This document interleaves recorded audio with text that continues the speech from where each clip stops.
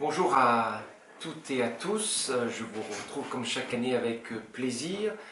Tout d'abord, quelques mots sur l'année 2015. Au niveau bilan, cette année 2015 avait démarré par un événement exceptionnel avec l'annonce par l'INSEE d'une hausse forte de notre nombre d'habitants à Firminy pour la première fois depuis 40 ans. Les chiffres de 2016 sur ces 2 dernières années donc, confirment cette évolution démographique, ce qui est très important pour notre commune. 2015 a été caractérisé aussi par l'obtention par notre commune de 3 prix, ce qui est assez exceptionnel. Un prix départemental, un prix régional et un prix national. Le prix départemental, c'est celui des trophées des maires de la Loire pour notre politique de démocratie participative. Le prix régional, c'est le prix régional des rubans du patrimoine, décerné à la fois par le ministère de la Culture et par les professionnels du bâtiment et notamment des entreprises pour la belle réhabilitation de la Maison de la Culture de 2009 à 2014. Et le troisième prix, le prix national, c'est le label Ma commune a du cœur pour notre action forte contre les arrêts cardiaques avec déjà 11 défibrillateurs posés, un partenariat fort à la fois avec des associations, des entreprises, une formation très large, notamment au niveau des bénévoles. Sinon, au niveau des principaux chantiers, nous avons inauguré le dojo des Noyers, donc un nouveau dojo pour les arts martiaux, tout neuf. Et puis nous avons terminé les travaux de la chaufferie bois, donc tous les travaux au niveau du chauffage urbain sont achevés.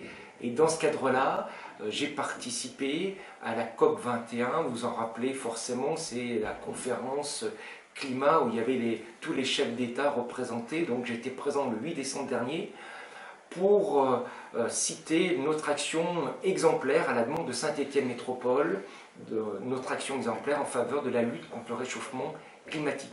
Concrètement, nous sommes passés d'une part du gaz de 62% à 7%, et la part d'énergie renouvelable est passée de 0 à plus de 50%. Donc grâce à ça, nous luttons efficacement contre le réchauffement climatique avec moins de 10 000 tonnes de CO2 émises par an, et en plus, contre la précarité énergétique avec une baisse du taux de TVA de 20% à 5,5%. Et la très bonne nouvelle, pour tous les usagers raccordés au réseau de chauffage urbain, il y a l'équivalent de 6 000 équivalents logements, à la fois des locataires, des propriétaires, l'hôpital, la ville. La très bonne nouvelle, c'est que cette baisse du taux de TVA va être effective à partir du 1er janvier 2016. Et donc j'en profite pour faire le lien avec l'année 2016 sur nos principaux chantiers.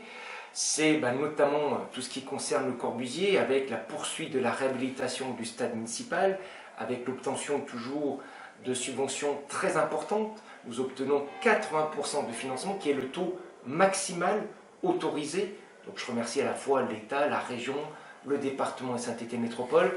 Et puis au-delà de cette réhabilitation, vous le savez sûrement, nous allons savoir cette année si notre dossier UNESCO présenté par la France au nom de 7 pays va être inscrit sur la liste du patrimoine mondial de l'UNESCO. On aura la réponse normalement en juillet à Istanbul, et c'est un événement pour à la fois notre commune, pour le département, pour la région Rhône-Alpes-Auvergne, si nous obtenons ce classement.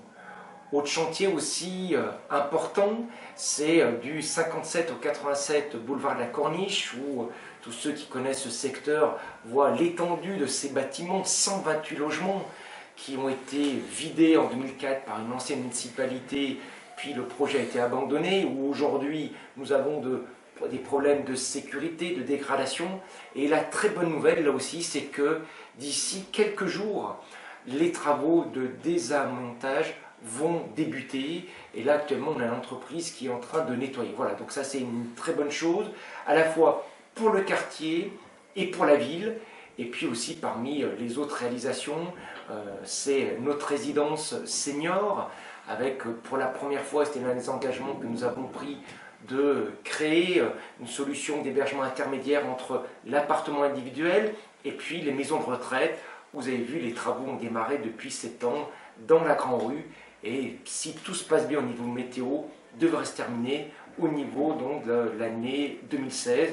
Et enfin, on va pouvoir, d'ici quelques semaines et mois, créer une halte garderie, donc là au niveau des petits bouts de chou, au niveau de la petite enfance. Donc vous voyez, beaucoup de projets, beaucoup d'autres que j'aurai l'occasion de développer et de citer, notamment lors de la cérémonie des vœux. Donc j'en profite vraiment pour vous présenter tous mes vœux de bonne année, surtout de santé, c'est ce que nous avons de plus cher, tous mes vœux de bonheur et de réussite dans vos projets individuels et professionnels. Merci.